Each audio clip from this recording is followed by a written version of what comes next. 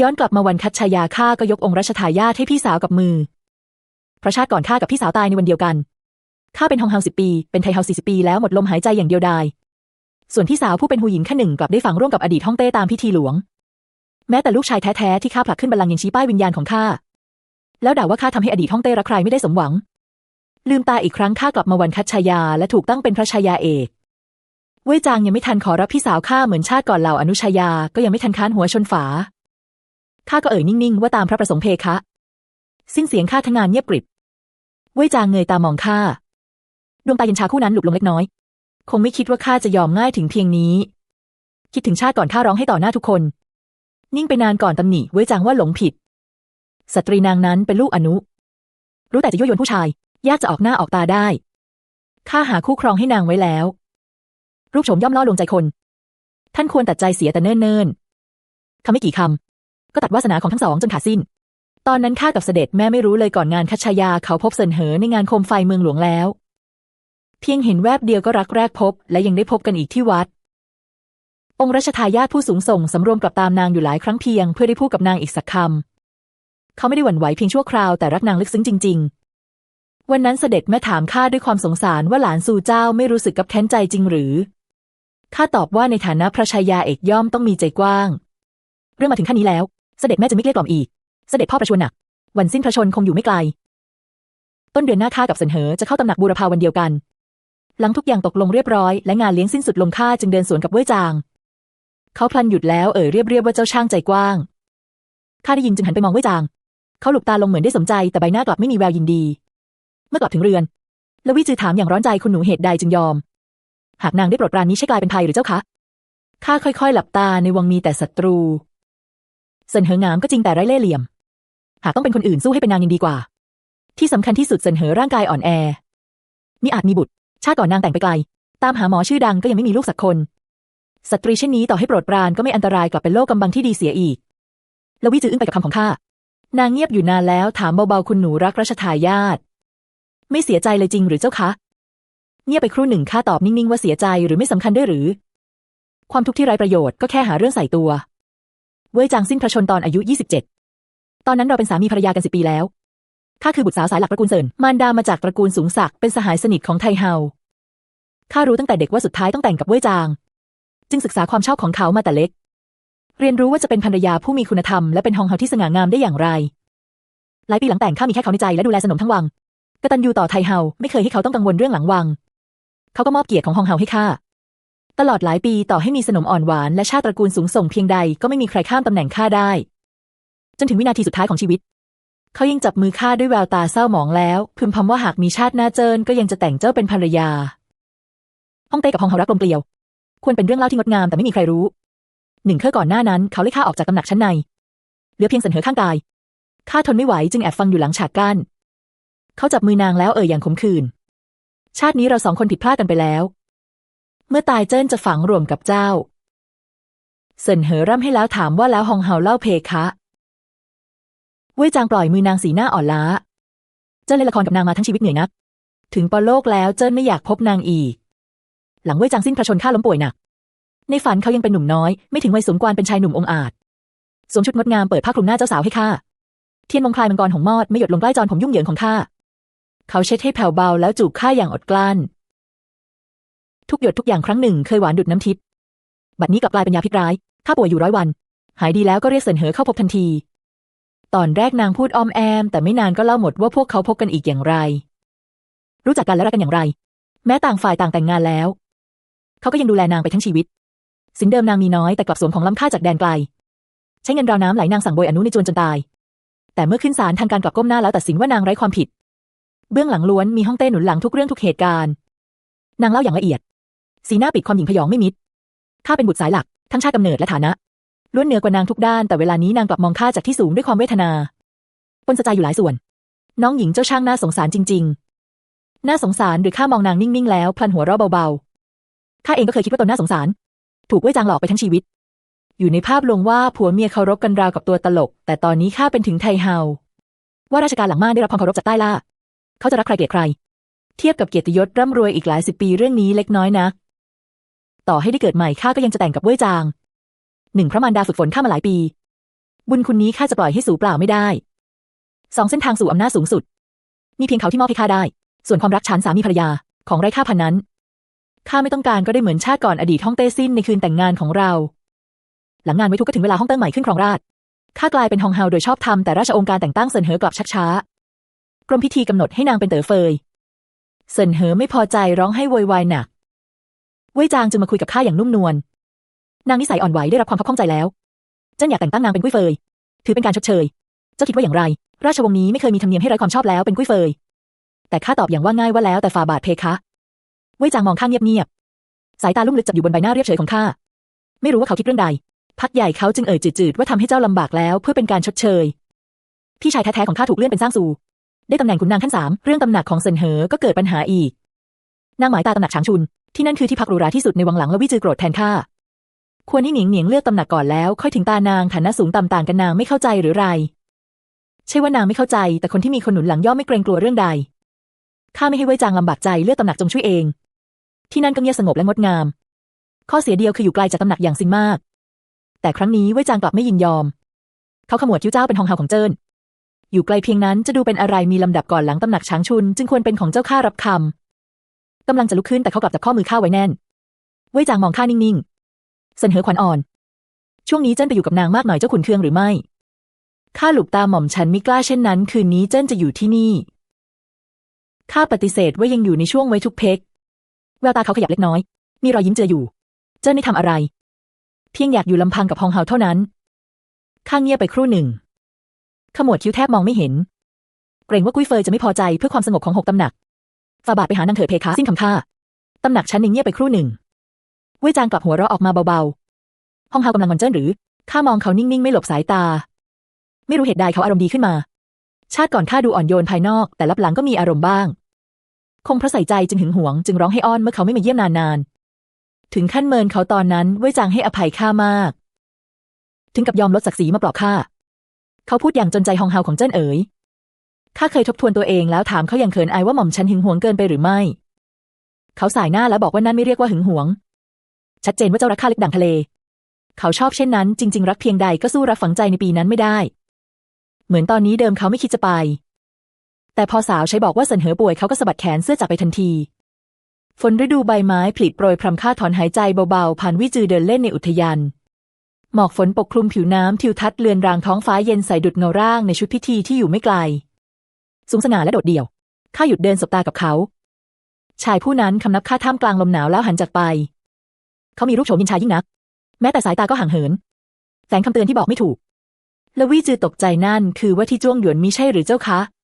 นางไม่สังเกตเห็นความผิดปกติเอาแต่ชื่นชมด้วยความเคารพว่าอายุน้อยเพียงนี้อนาคตไกลจริงๆข้ายิ้มเย็นเบาๆมีอะไรน่าทึ่งกันก็แค่หนึ่งในบุรุษใต้กระโปรงข้าชาติก่อนเท่านั้นวันแรกหลังพ้นไว้ทุกเว่ยจางเรียกเซินเหอมาถวายตัวคนในวังล้วนถนัดตามลมพอเห็นใครได้โปรดก็รีบประจบสารพัดเทียบกับวังของเซินเหอที่สว่างไสวไม่เคยขาดตำหนักช้างชุนกลับเงียบเหงาเย็นเยียบข้าจึงไปยังตำหนักช้างโซ่ของไทเฮาบัดนี้ไทเฮาใช้ชีวิตสบายชมดอกไม้จิบชาสุขสำราญยิ่งนักตอนข้าไปถึงนางเอนกายบนต่างฟังหนุ่มรูปงามบรรเลงพิณอย่างสบายใจเห็นข้ามานางยิ้มแล้วกวักมือเรียกบอกว่าอดทนอีกหลาย10 ปีเจ้าก็จะได้ใช้ชีวิตเช่นนี้นึกถึงชาติก่อนใบหูข้าร้อนวูบขึ้นทันทีไทเฮาเห็นแล้วโบกมือให้หนุ่มน้อยออกไปอย่างลึกลับแล้วถามว่านอกวังเจ้ามีคนในใจหรือไม่ข้าชะงักไปรีบสายหน้าอย่างระวังลูกไม่กล้าคิดเช่นนั้นเพคะนางหัวเราะเด็กโง่เรื่องนี้จะเป็นไรไปสตรีตระกูลใหญ่เช่นเราสุดท้ายแล้วคนที่เราแต่งด้วยส่วนมากก็ไม่ใช่คนในใจจริงๆข้ากับมารดาเจ้าตอนอายุเท่าเจ้าก็เคยมีคุณชายที่ภักดีเช่นกันน่าเสียดายเขาจากไปแล้วนางเงยหน้ามองข้าแววตาเต็มไปด้วยความอยากรู้อยากเห็นข้าเคยนึกว่าเจ้ายังหลงรักเขาแต่ดูจากเรื่องที่เจ้าทำหลังเข้าวังจึงรู้ว่าเจ้าเหมือนข้าเข้าวังก็เพื่อหน้าตาของตระกูลเท่านั้นหลานซูเจ้าเคยมีคนที่รักแต่ไม่ได้ครองหรือเงาหลายภาพวาดผ่านในหัวข้ายิ้มเขินเล็กน้อยก้มหน้ารับว่ามีเพคะสิ้นเสียงข้าทั้งตำหนักเงียบสนิทที่ประตูมีคนยืนหน้านิ่งอยู่ไม่รู้ได้ยินมานานเพียงใดข้าเงยหน้าเห็นเพียงชายผ้าสีเหลืองทองว่าผ่านท้องฟ้ามืดครึ้มฝนใหญ่กำลังมาคืนนั้นราชองค์การให้ข้าไปอยู่ตำหนักจงช่วยก็มาถึงถ้อยคำดูถ่อมตนตามพิธีแต่แท้จริงคือการลดขั้นถ้อยคำในราชองค์การรุนแรงนักประกาศชัดทั่ววังว่าฮองเฮาทำให้โอรสวรรค์กริ้วและเสียความโปรดปรานแล้วแม้เวลาเก็บสัมภาระก็ไม่มีผู้ติดตามก็พาไปได้เพียงละวิจือคนเดียวฝนเส้นเล็กๆโปรยลงมาพร้อมลมหนาวเย็น สาดลงบนทางวังยาวไกลแล้ววิจือกางร่มกระดาษอย่างยากลำบากกัดฟันอกข้าไว้ในอ้อมแขนโครงร่มถูกลมพัดหักแต่ทางข้างหน้ายังอีกไกลแล้ววิจือมองมือว่างเปล่าของตนบ่าวจะกลับไปหยิบร่มใหม่เดี๋ยวนี้นางเห็นชุดกระโปรงข้าเปียกชุ่มก็ยิ่งลำบากใจหรือจะปล่อยให้ข้ายืนตากฝนอย่างน่าเวทนาข้าจึงพูดว่าเช่นนั้นยืมสักคันเถอะไม่ไกลนักมีคนถือร่มกระดาษเดินมาชุดขุนนางสีแดงสดไหวไปตามลมเสี้ยวหน้าดุดหยกเสื้อผ้าเปียกชุ่มดวงตาข้าก็พลันชื้นขึ้นข้ามองเขาอย่างไร้ที่พึ่งอยู่นานเขาถอยหลังไปก้าวหนึ่งวางร่มกระดาษลงอย่างเย็นชาแล้วหันเดินจากไปแล้ววิจือพึมพำว่านี่มิใช่ท่านจ้วงหยวนในอุทยานวันนั้นหรือข้ามองแผ่นหลังเขาเงียบหน้าตำหนักจงชุยมีร่างอ่อนหวานสีชมพูสดใสยืนเงียบอยู่กลางแอ่งน้ำเสนเหอคลุมผ้าคลุมปักไหมทองแก้มแดงปล่างจากการถูกทนุถนอมนางยัดถุงอุ่นมือที่เย็นแล้วใส่มือข้าพี่หญิงรีบถือไว้เถอะท่านไม่เหมือนข้าต่อให้หนาวจนป่วยก็มีคนปวดใจแทนข้าไม่ยื่นมือไปรับเพียงลูบด้ามร่มหยาบๆในมือสัมผัสยังอุ่นอยู่แท้จริงฝ่าบาทมิได้กริ้วถึงเพียงนั้นนางมองข้ายิ้มอย่างเบิกบานเป็นข้าที่บอกพระองค์ว่าท่านเข้าใกล้พระองค์เพราะอยากได้ตำแหน่งฮองเฮาจึงวางแผนสารพัดเพื่อเข้าหาพระองค์ข้ายังบอกอีกว่าตลอดหลายปีที่อยู่ในบ้านท่านกดขี่ข้าทุกทางไม่เคยผ่อนมือพระองค์จึงถามไถ่และเพื่อระบายโทสะให้ข้าจึงลดท่านมาอยู่ตำหนักจงชุยน้องหญิงเจ้าเติบโตมาอย่างราบรื่นเคยคิดหรือไม่ว่าจะมีวันนี้เป็นนางจริงๆข้ามองนางนิ่งๆแล้วหัวเราะออกมาขอบใจนะตั้งแต่นั้นข้าอยู่ตำหนักจงชุยใช้ชีวิตเก็บตัวอย่างสงบมีไทเฮาคอยดูแลของใช้จึงยังเหมือนเดิมนางยังส่งคนมาบอกข้าจางแค่หลงผิดชั่วคราวเจ้าก้มหน้าปลอบเขาหน่อยก็พอข้ารับคำแต่ไม่ทำอะไรเพียงอ้างว่าตนติดลมหนาวขอให้สำนักแพทย์หลวงส่งหมอมาดูอาการตำหนักจงชุยอยู่มุมเปลี่ยวที่สุดของวังหลังปกติแทบไม่มีคนเดินผ่านแม้ขันทีนางกำนันก็ไม่อยากมาแต่หากมีขุนนางนอกวังจะไปตำหนักอย่างซินตามพระบัญชาย่อมต้องผ่านที่นี่เมื่อพบโจจินเหอเขาหยุดอยู่กับที่คำนับข้าแต่ไกลฮองเฮาเหนียงข้าคืนร่มให้เขายืนอยู่นิ่งๆข้ายิ้มและมองฟ้าฝนจะตกอีกแล้วท่านควรนำร่มไปเถิดหากท่านเปียกฝนข้าคงปวดใจเขาหลุบตาลงเหนียงท่านเขาเดินไปไม่กี่ก้าวก็ย้อนกลับมาอีกถอดผ้าคลุมบนตัวแล้วคลุมบนไหล่ข้าส่วนร่มคันนั้นสุดท้ายเขาทิ้งไว้ข้างเท้าข้าจ้องเขาแล้วพลันนึกขึ้นได้ในความทรงจำเขาก็เคยดื้อเช่นนี้ท่ามกลางลมหิมะปฏิเสธเสื้อขนสัตว์ที่ข้าประทานขอพระไทยไทเฮาที่ประทานแต่ไร้ความชอบไม่กล้ารับรางวัลกระหม่อมละอายใจนักเขาเงยหน้ามองข้าเย็นชาและดื้อรั้นมีความหยิ่งทะนงไม่เห็นใครอยู่ในสายตาเขามีทุนพอให้หญิงพยองลูกหลานตระกูลยากจนสอบจ้วงหยวนจนได้เป็นมหาเสนาบดีเป็นขุนนางที่ไว้จางให้ความสำคัญที่สุดก่อนตายแต่ภายหลังก็เป็นเขาเช่นกันที่คุกเข่าตาแดงอยู่แทบเท้าข้าเขาเสียงแหบพร่ากระหม่อมผิดไปแล้วขอทรงลงโทษเถิดแต่ไม่ว่าอย่างไรขออย่าทรงเมินกระหม่อมอีกเลยโจจินเหอตายในปีที่10ที่ข้าเป็นไทเฮาดื่มสุราพิษแล้วนอนเงียบในอ้อมแขนข้าลูบใบหน้าเขาเบาๆแล้วกระซิบอ่อนโยนว่าหากย้อนกลับไปได้ไทเฮาจะทะเลาะกับเจ้าให้น้อยลงใช้ชีวิตอย่างสงบกับเจ้าเขามองข้านิ่งๆเหมือนยิ้มบางๆหรืออาจไม่ได้ยิ้มทุกอย่างจบลงแล้วสุดท้ายเขาพูดว่าไม่คิดว่าจะรอจนถึงวันนี้จริงๆข้ายืนใต้ท้องฟ้ามืดครึ้มพิงขอบประตูอย่างเกียจคร้านถ้าไม่เอาร่มอยากเข้ามาหลบฝนหรือเหมือนชาติก่อนหลังเว่ยจางขึ้นครองราชย์เขาส่งเสริมผู้มีความสามารถจากตระกูลยากจนหากเป็นเช่นนี้ต่อไปโจจินเหอจะเข้าคณะเสนาบดีและกลายเป็นคนสนิทของเว่ยจางเพราะชาติก่อนก็เป็นเช่นนั้นจริงก่อนเว่ยจางตายเขากลายเป็นขุนนางผู้รับฝากแผ่นดินแล้วแต่เหนือความคาดหมายของทุกคนโจจินเหอกลับปฏิเสธตำแหน่งขอไปฮั่นหลิงเรียบเรียงตำราเว่ยจางเสียดายพรสวรรค์ของเขามากอ่านตำราลำบากมา10 ปีเจ้าพอใจจะเป็นขุนนางเล็กๆจริงหรือไม่อยากทำการใหญ่ในราชสำนักหรือกระหม่อมมิได้มีใจอยู่ที่นั้นเว่ยจางถอนใจยาวเช่นนั้นเจิ้นจะแต่งตั้งเจ้าเป็นอาจารย์สำนักเน่ซูถังพำนักในวังเป็นประจำจะได้ถกวิชากับเจิ้นบ่อยๆด้วยเหตุนี้ข้าจึงว่างอยู่ตำหนักจงชุย3 เดือนแม้วันคสนมก็อ้างป่วยไม่ไปแม้เซินเหอไร้ศัตรูใหญ่แต่สนมเหล่านั้นล้วนมีฐานะและรูปโฉมย่อมกลัวว่าจะไม่ได้เข้าวังแต่คนที่เหลือก็มีใช่คนธรรมดาข้าอ้างป่วยอำนาจดูแล6 ตำหนักจึงตกถึงมือเซินเหอโดยชอบธรรมนางก็อยากจัดการหลังวังให้ดีอยากได้ชื่อว่าเป็นคนฉลาดมีคุณธรรมแต่นางโตมากับอนุไม่เคยเรียนวิธีควบคุมงานในวังหรือช่วยเหลือกษัตริย์ยิ่งไม่เคยเรียนการจัดการวังหลังและควบคุมผู้คนวังหลังจึงเกิดเรื่องวุ่นวายไม่หยุดเซินเหอหญิงทะนงและครองความโปรดปรานคนเดียวมานานนางไม่ยอมให้ใครมาแย่งพอได้ยินว่ามีสนมคนหนึ่งโชคดีตั้งครรภ์หลังถวายตัวคืนแรกเซินเหอก็ร้องให้ฟ้องเว่ยจางขอรับเลี้ยงเด็กคนนั้นสนมคนนั้นได้ข่าวก็โกรธจะเลือดลมตีขึ้นสุดท้ายรักษาเด็กไว้ไม่ได้เรื่องถึงหูไทเฮาลงโทษเซินเหออย่างหนักนางต่ำต้อยคนหนึ่งกล้าแทรกแซงการอบรมสายเลือดหลวงได้อย่างไรตั้งแต่เข้าวังเซินเหอรุ่งเรืองมาตลอดไหนเลยเคยถูกตำหนิเช่นนี้นางร้องให้อาละวาดในตำหนักทุกวันนางก่อเรื่องไม่หยุดไทเฮาเรียกเว่ยจางเข้าเฝ้าตำหนิว่าไทเฮาเคยบอกเจ้าแล้วสตรีผู้นี้จิตใจไม่เที่ยงตรงเป็นตัวถ่วงหากตอนนี้เป็นฮองเฮาดูแลหวังจะเกิดเรื่องเละเทะมากมายเช่นนี้หรือ3 เดือนผ่านไปเว่ยจางกลับเข้าตำหนักข้าอีกครั้งข้ามองใบหน้าเหนื่อยล้าของเขาและลุกขึ้นนวดไหล่ให้เขาอย่างว่าง่ายเขานั่งเงียบ ไม่พูดอะไรสักคำจนหยดน้ำตาข้าร่วงลงเขาถึงตกใจเอื้อมมือมาเช็ดหางตาข้าห้องเฮาเหตุใดจึงร้องไห้ข้าพูดเบาๆหม่อมฉันนึกว่าฝ่าบาทจะไม่เสด็จมาอีกแล้วเว่ยจางจ้องข้าอย่างลึกซึ้งข้าฉวยโอกาสคุกเข่าลงน้ำตาคลอเต็มตาหม่อมฉันชื่นชมฝ่าบาทมาตั้งแต่เด็กเพียงอยากอยู่กับฝ่าบาทจนแก่เฒ่ารักกลมเกลียวกันเมื่อรู้ว่าฝ่าบาทโปรดที่หญิงหม่อมฉันก็ไม่กล้าแย่งชิงขอเพียงฝ่าบาทมีความสุขหม่อมฉันยอมหลบอยู่เช่นนี้ไปทั้งชีวิตไม่รู้ว่าหม่อมฉันทำเรื่องใดให้ฝ่าบาทรังเกียจจึงถูกทอดทิ้งถึงเพียงนี้หางตาข้าเห็นสีหน้าเว่ยจางอ่อนลงเขาประคองข้าขึ้นมากอดไว้ตบหลังข้าเบาๆเป็นความผิดของเจิ้นเขาถอนใจเบาๆคล้ายสำนึกผิดเจ้ากับเจิ้นเติบโตมาด้วยกันหลายปีเจิ้นจะไม่รู้ใจเจ้าได้อย่างไรเขารู้อยู่แล้วแต่เมื่อมีอำนาจในมือความคับข้องใจของคนอื่นก็ไร้ค่าข้าพิงไหล่เขาอย่างไร้สีหน้าคืนนั้นเว่ยจางค้างในตำหนักข้าสาวใช้ของกุ้ยเฟยคุกเข่าขออยู่นอกตำหนักทั้งคืนก็ไม่อาจพาเขาออกจากวังของข้าได้เว่ยจางถามข้าว่าอยากย้ายกลับช้างชุนหรือไม่ข้าคิดอยู่นานแล้วเลือกปฏิเสธเขาลูบจอนผมข้าเบาๆอย่างไรที่เงียบเหงานี่อยู่จนชินแล้วหรือที่นี่เป็นสถานที่นำโชคเพคะหม่อมฉันตัดใจจากไปไม่ได้ข้าได้ความโปรดปรานคืนมาอย่างแท้จริงแต่นั่นยังไม่พอการล่าสัตว์ที่พระตำหนักฤดูร้อนเว่ยจางจัดงานเลี้ยงเหล่าขุนนางดื่มจนกลุ่มจู่ๆมือสังหารก็บุกเข้ามาชาติก่อนก็เคยมีเหตุเช่นนี้คนร้ายยิงธนู3 ดอกล้วนถูกองครักษ์ของเว่ยจางสกัดไว้ดังนั้นเมื่อธนูดอกนั้นพุ่งมาข้าหลับตาแน่นยืนบังหน้าเว่ยจางไว้เต็มตัวแต่ครั้งนี้ลูกธนูกลับทะลุแนวป้องกันเข้ามาปักเข้าหัวไหล่ข้าโดยตรงเจ็บลึกถึงกระดูกข้าอยากร้องไห้แต่ฝืนกลั้นไว้จนสุดท้ายร่างกายไร้เรี่ยวแรงและล้มลงสุดท้ายตกสู่อ้อมแขนเว่ยจางเขาเรียกข้าไม่หยุดเสียงสั่นเครือข้ามองเขาด้วยสายตาเลื่อนลอยแต่หางตากลับเห็นเงาร่างคนหนึ่งทำถ้วยชาหล่นจากมือสวีอีกวนที่ติดตามข้ามาหลายปีรีบมาตรวจชีพจรเขาปล่อยมือด้วยสีหน้านิ่งบาดแผลของเหนียงเหนียงไม่ร้ายแรงเพียงแต่ว่าน้ำเสียงเว่ยจางเย็นลงทันทีเพียงแต่อะไรข้าฝืนไม่ไหวหลับตาลงอย่างมึนงงเมื่อตื่นขึ้นมาเว่ยจางกำลังถือถ้วยยาสีหน้าของเขาอ่อนโยนท่ามกลางไอ้น้ำฮองเฮาเรากำลังจะมีลูกแล้วข่าวดีแพร่ไปทั่ววังทุกคนฉลองยินดีเว่ยจางประทานเงินตำหนักจงช่วยครึ่งปีเขาดีใจมากจนไม่สังเกตเลยว่าข้ามองเขาอย่างไรราวกับมองคนใกล้ตายตั้งแต่ตั้งครรภ์เว่ยจางมาหาข้าบ่อยขึ้น3 มื้อเย็นติดกันเขายิ้มบอกว่าจะค้างคืนข้าทำสีหน้าเคร่งขรึมวังหลังยังมีน้องหญิงอีกหลายคนที่ไม่เคยเข้าเฝ้าฝ่าบาทควรโปรยพระกรุณาให้ทั่วถึงรอยยิ้มบนหน้าเว่ยจางค่อยๆแข็งค้างฮองเฮาช่างใจกว้างจริงข้ารอให้เขาลุกออกไปแต่เขากลับไม่ขยับเสียงของเขากดต่ำลงแล้วว่าเจิ้นรู้สึกว่าเจ้าไม่เหมือนตอนยังสาวข้าตอบว่าคนเราย่อมเปลี่ยนไปหม่อมฉันเคยเป็นหญิงสาวรอแต่งงานบัดนี้เป็นมารดาของแผ่นดินแบกรับมากขึ้นเรื่องที่ต้องสละก็ย่อมมากขึ้นเว่ยจางมองข้าแน่นิ่งเขากล่าวว่าขอให้ฮองเฮาปฏิบัติต่อเจิ้นด้วยใจทั้งดวงและไม่มีผู้อื่นอีกข้าเริ่มยึดอำนาจวังหลังกลับคืนเรื่องแรกคือปลดคนรับใช้ส่วนเกินของกุ้ยเฟยแบ่งสาวใช้ที่เกินให้ตำหนักอื่น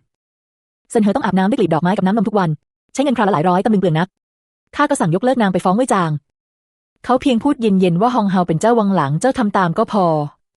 เซินเหอยังอยากเถียงเว่ยจางโบกมือให้นางออกไปแล้วนางมองเขาอย่างไม่อยากเชื่อท่าทีเขาเย็นชาเหลือเกินนางคิดว่าพอได้รับความโปรดปรานจากฝ่าบาทแล้วก็จะเหยียบหัวข้าได้ตามใจกลับไม่รู้ว่าความโปรดปรานเป็นเพียงเงาจันทร์ในน้ำตอนนี้ฐานะของข้ามั่นคงพระเมตตาก็ครบถ้วนแต่นางกลับมือเปล่าไม่ได้อะไรเลยเมื่อเว่ยจางมาหาข้าอ่อนแรงนอนอยู่บนเตียงสีหน้าเขาเปลี่ยนทันทีเรียกหมอหลวงฮองเฮาเป็นอะไรไปสวีอีกวนสีหน้าเคร่งเครียด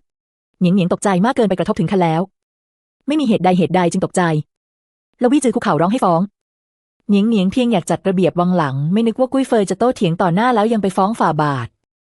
เหนียงเหนียงนอนไม่หลับทั้งคืนสวีอีกวนก็กล่าวว่าหญิงมีคันกลัวความกังวลที่สุดหากมีครั้งหน้าเกรงว่าทารกมังกรจะรักษาไว้ไม่ได้เพียงไม่กี่ประโยคสีหน้าเว่ยจางก็น่ากลัวถึงที่สุดเขาจับมือข้าเขานิ่งนานก่อนว่าฮองเฮาเจิ้นติดค้างเจ้าเพราะตามใจกุ้ยเฟยเจิ้นจะลงโทษนางแน่ราชองค์การลดตำแหน่งออกมาอย่างรวดเร็วกุ้ยเฟยเซินมีคุณธรรมบกพร่อง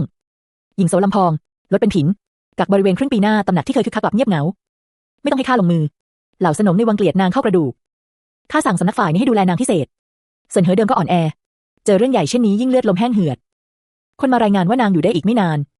เว่ยจางได้ยินแววตาวูบเศร้าครู่หนึ่งก็แค่เศร้าเท่านั้นเขากอดข้าแล้วถอนใจเมื่อก่อนนางไร้เดียงสานะเหตุใดตอนนี้จึงกลายเป็นเช่นนี้ข้ามองเขานิ่งๆชาติก่อนเขารักนางจนสิ้นลมแต่ชาตินี้ไม่ได้ครองจริงก็เท่านั้นเองข้าเข้านอนแต่หัวค่ำแต่กลับสำลักควันจนตื่นตำหนักจงช่วยเกิดไฟไหม้คนแรกที่พุ่งมาช่วยข้าคือละวี่จือนางกัดฟันแน่นพยายามลากข้าออกไปแต่คันข้าแก่แล้วเดินไม่กี่ก้าวก็ไปต่อไม่ไหวเห็นนางวงเวียนไม่ยอมไปข้าจึงตบหน้านางแรงๆเจ้าโง่จะตายกับข้าหรือไรเจ้าหนีออกไปก่อนจึงจะมีทางกลับมาช่วยข้าประโยคสุดท้ายทำให้ละวี่จืมนางกัดฟันคลุมผ้าห่มเปียกแล้วพุ่งออกไปเปลวไฟร้อนจัดลามขึ้นคานข้ากอดเข่าซ่อนอยู่มุมห้องในความมึนงงรู้สึกว่ามีคนมาถึงตรงหน้า เห็นหน้าเขาชัดข้าก็พึมพำว่าเป็นท่านเองหรือโจจินเหอเม้มปากแล้วอุ้มข้าขึ้นขอบตาเขาแดงก่ำ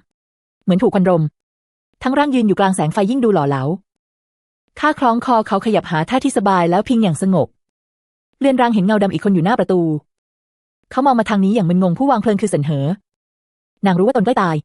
ยจึงอยากลากข้าไปตายด้วยครั้งนี้เว่ยจางไม่ลังเลอีกเขาประทานความตายให้นางแล้วสั่งคนโยนศพนางออกจากวังตอนข้าตื่นขึ้นก็สบตาเว่ยจางที่แดงก่ำเขาบอกว่าเขาจำได้หมดแล้วจำได้ว่าชาติก่อนเรารักกันอย่างไรข้ามีแต่เขาเต็มหัวใจไร้ความเสแสร้งแม้แต่น้อยข้าไอเบาๆแล้วฝืนยิ้มชาตินี้หม่อมฉันก็มีใจต่อฝาบาทเช่นเดิมเว่ยจางเงียบไปแต่ก่อนเวลาอยู่กัน2 คนเจ้าไม่เคยเรียกเจินว่าเจินหรือเรียกว่าฝาบาทข้าปิดปากเงียบสามีภรรยา2 ชาตินั่งเผชิญหน้ากันอย่างเงียบงันห่างเพียงครึ่งก้าวแต่เหมือนภูเขาทะเลขวางกั้นนานมากเขาจึงเอ่ยหลังเจิ้นจากไปเจ้าอยู่ดีหรือไม่หม่อมฉันใช้ชีวิตบ้านปลายอย่างสงบอยู่ได้กว่า60 ปีตายอย่างเป็นสุขหยุดไปครู่หนึ่งข้าพูดต่อว่าพี่หญิงมีอายุยืนเท่าข้าหลังตายได้ฝังร่วมกับฝาบาทไม่ต้องกังวลเว่ยจางชะงักสีหน้าซับซ้อนเจ้ารู้หมดแล้วหรือในเมื่อเจ้ารู้ว่าข้าชอบเสินเหอเหตุใดจึงยังให้นางเข้าวังเขาจ้องข้าหากนางไม่เข้าวังมาก่อเรื่องเราก็คงไม่เกิดช่องว่างมากมายเช่นนี้ข้ารู้สึกเหนื่อยใจขึ้นมาไม่เข้าใจว่าเขายึดติดทำไมยอมให้พวกเขาได้สมหวังก็ผิดไม่ยอมให้สมหวังก็ผิดแท้จริงเขาต้องการอะไรกันแน่หรือว่าอยากได้ทั้งหมดข้าตัดบทอย่างรำคาญหากหม่อมฉันคิดเล็กคิดน้อยเรื่องพวกนี้ได้เกิดใหม่อีกชาติก็คงไม่แต่งกับท่านสีหน้าเว่ยจางเปลี่ยนไปทันทีเขาบีบคางข้าไว้เค้นทีและคำแววตาเย็นเยียบเจ้าไม่แต่งกับเจิ้นแล้วอยากแต่งกับใครโจจินเหอหรือชาติก่อนเว่ยจางกลัวข้าควบคุมราชสำนักดังนั้นก่อนตาย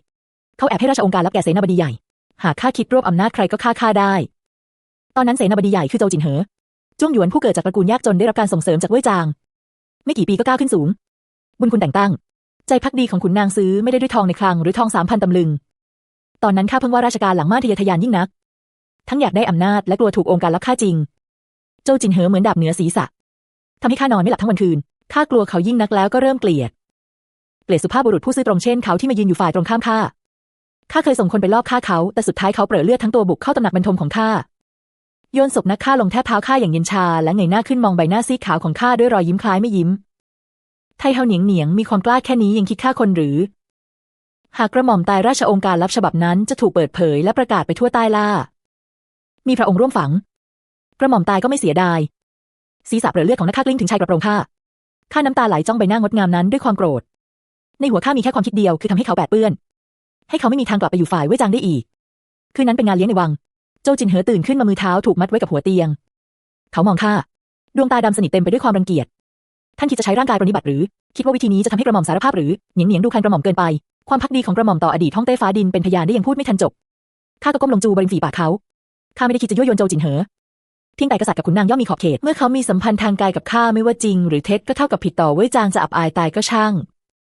หรือจะสวามิภักดิ์ต่อข้าก็ได้ข้าไม่สนใจขอเพียงเขาอย่าขวางทางข้าอีกแต่ข้าประเมินโจจินเหอต่ำไปเช้าวันรุ่งขึ้นตอนประชุมเช้าเขาท่าทางปกติสงบนิ่งไร้คลื่นลมมีเพียงแผลแดงสดบนริมฝีปากเหมือนดอกไม้เล็กๆที่เบ่งบานข้าจับตัวเขามาอีกครั้งนี้ข้าลงมือจริงถอดเข้าจนเปลือยแล้วเหยียบลงบนนอกเขาคุกเข่าบนพื้นเงยหน้ามองข้าอย่างมืดมนปล่อยให้ข้าหยามเหยียด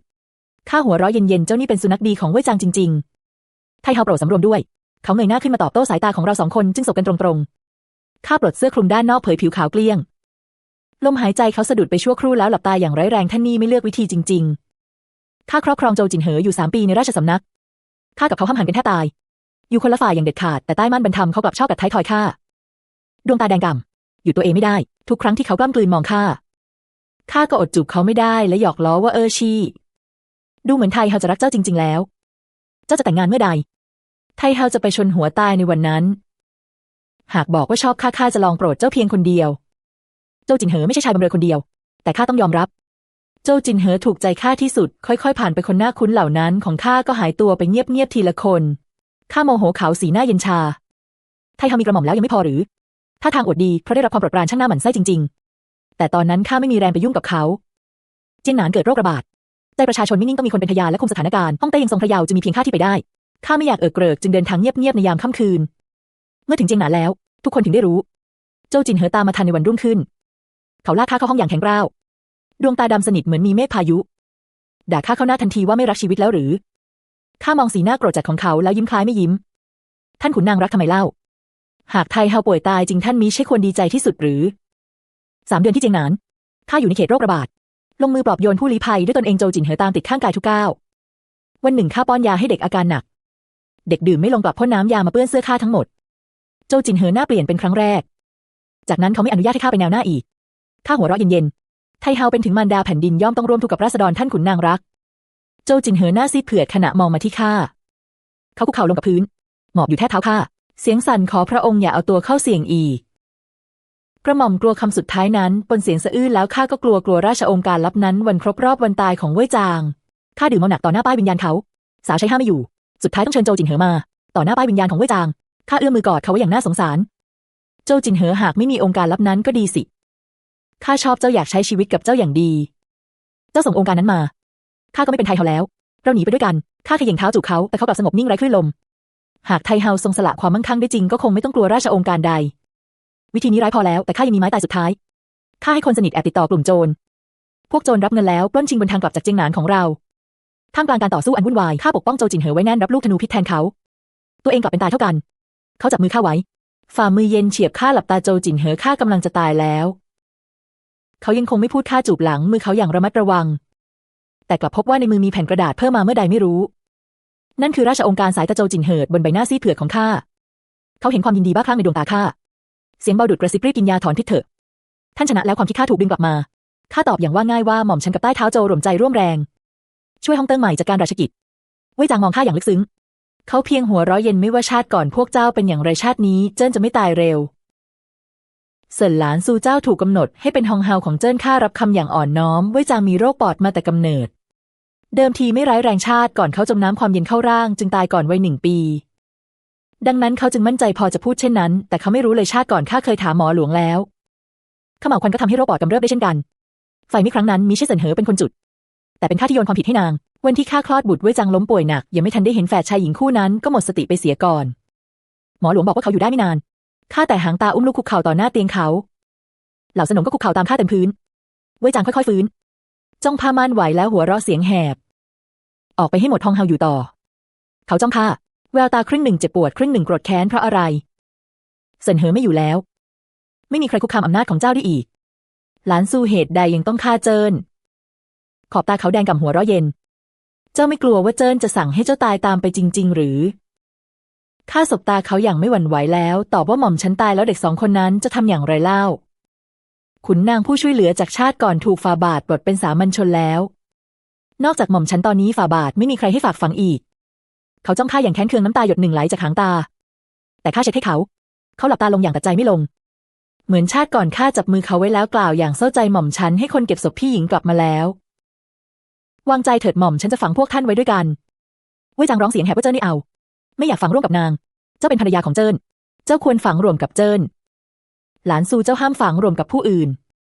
เจิ้นจะรอเจ้าหลานซูอย่าเกลียดเจิ้นอีกเลยข้าวางมือลงบนปลายจมูกเขาเงียบๆฝ่ามือเย็นเฉียบเขาดิ้นรนอย่างรุนแรงลมหายใจอ่อนลงเรื่อยๆสุดท้ายค่อยๆหยุดลงใต้ฝ่ามือข้าเคยแค้นเขาแต่ความแค้นอันบางเบานั้นเลือนหายไปเงียบๆใน40 ปีที่เป็นไทยเฮากลับกันข้ายังรู้สึกว่าเขาน่าสงสารเป็นฮ่องเต้ได้ไม่ถึงปีแม้แต่ทายาทแท้ๆก็ยังไม่เหลือไว้เจ้าเป็นผู้ชนะเพราะเขาไร้ความสามารถข้าลุกขึ้นผลักประตูออกชายผู้นั้นคุกเข่าอยู่หน้าตำหนักคำนับข้าเขาเรียกข้าว่าไทเฮาเหนียงข้าอยากเอ่ยปากแต่ความเปรี้ยวฝาดกลับจุกอยู่ที่ลำคอชาติก่อนที่จริงข้าไม่จำเป็นต้องฆ่าโจจินเหอแต่บารมีของเขาในราชสำนักสูงเกินไปตราบใดที่เขายังไม่ตายข้าก็ไม่อาจวางใจตราบใดที่เขายังไม่ตายในราชสำนักย่อมมีคนครึ่งหนึ่งยืนอยู่ฝ่ายตรงข้ามข้าได้ราชองค์การรับแล้วข้าประทานสุราพิษให้โจจินเหอ1 จอกเขาเหมือนรู้ว่าจะมีวันนี้จึงยิ้มถามว่าไม่รีบประทานรางวัลให้กระหม่อมตอนยังร้อนหรือยังไม่ทันที่ข้าจะตอบเขาก็ดึงข้าเข้าอ้อมแขนก้มลงจูบข้าอย่างไร้สีหน้าตอนข้าเกือบหายใจไม่ออกเขาก็ผลักข้าออกยกจอกสุราจากไกลๆคารวะข้าไทเฮาขอให้พระองค์ทรงอายุยืน100 ปีคำสัญญาต่อโจจินเหอข้าทำสำเร็จแล้วชาตินี้ข้าจะได้อายุยืนไปพร้อมกับเขาแล้วดีเหลือเกิน